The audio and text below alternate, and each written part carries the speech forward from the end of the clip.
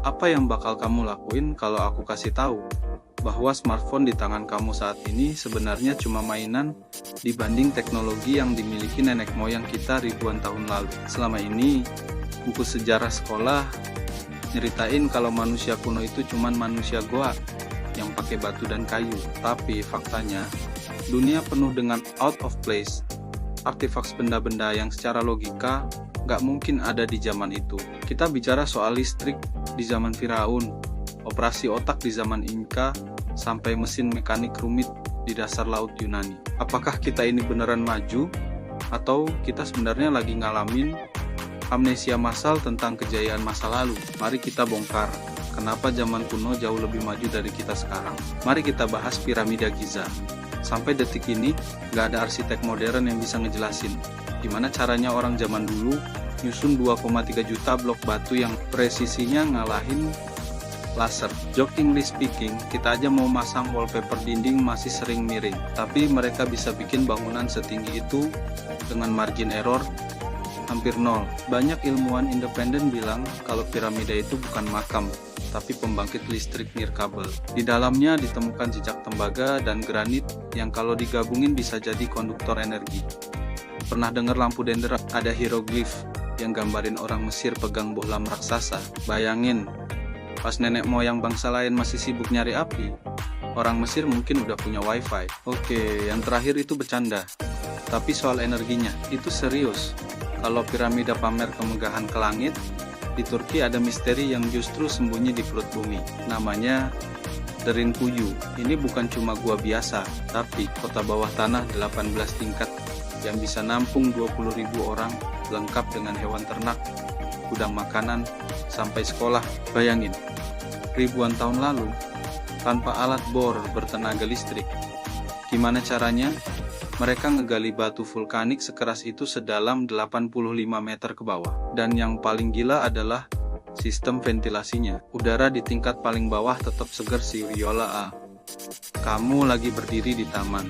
Kalau mereka cuma orang kuno yang primitif, secara logika mereka bakal mati lemas karena kehabisan oksigen di tingkat kedua. Belum lagi pintu batunya yang beratnya setengah ton, tapi didesain sedemikian rupa supaya cuma bisa dibuka dari dalam dengan satu jari. Ini adalah teknologi pertahanan yang lebih canggih dari bunker nuklir modern kita saat ini. Pertanyaannya, mereka sembunyi dari siapa? Atau mereka sembunyi dari apa yang ada di permukaan langit? Lanjut ke Yunani.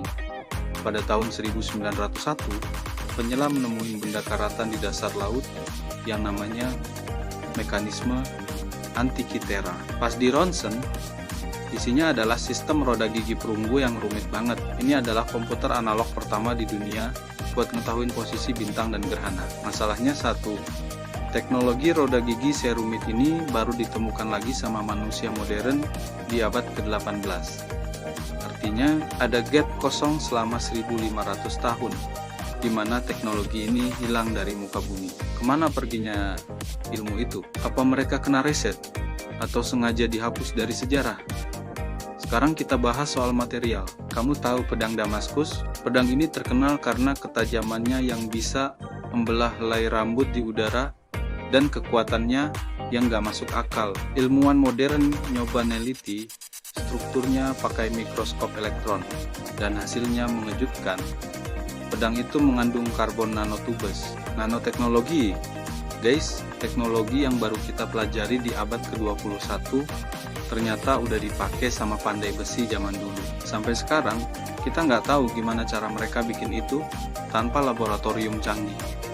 Lalu lihat pilar besi Delhi di India. Pilar ini udah berdiri di udara terbuka selama 1600 tahun. Kena hujan, panas, dan polusi, tapi nggak karatan sama sekali. Secara sains modern, besi murni pasti karatan. Tapi mereka punya resep campuran logam yang rahasianya terkubur bareng pembuatnya.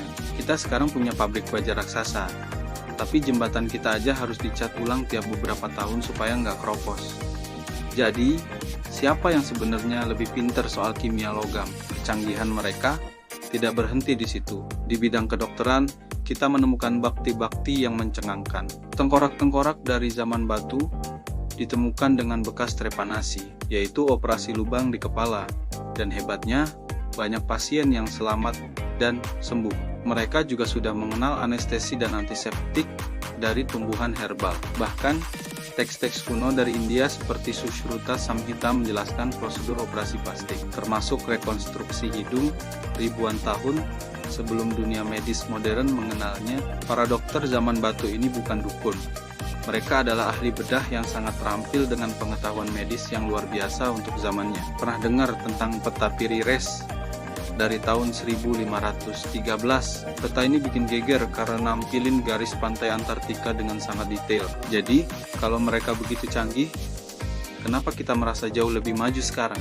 Jawabannya mungkin ada pada cara kita memandang kemajuan. Kita terobsesi dengan teknologi digital, internet, dan smartphone. Kita mengukur kemajuan dari seberapa cepat gadget kita. Mungkin saja peradaban kuno memiliki fokus yang berbeda. Mungkin kemajuan bagi mereka adalah harmoni dengan alam, penguasaan energi bumi, atau pemahaman mendalam tentang kesadaran dan astronomi. Mereka membangun teknologi yang tahan ribuan tahun, sementara kita menciptakan perangkat yang usang dalam setahun. Siapa yang sebenarnya lebih maju?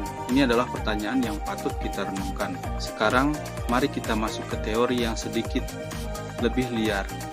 Teori Great Reset atau pengaturan ulang peradaban. Teori ini berspekulasi bahwa sejarah manusia tidak berjalan lurus ke atas.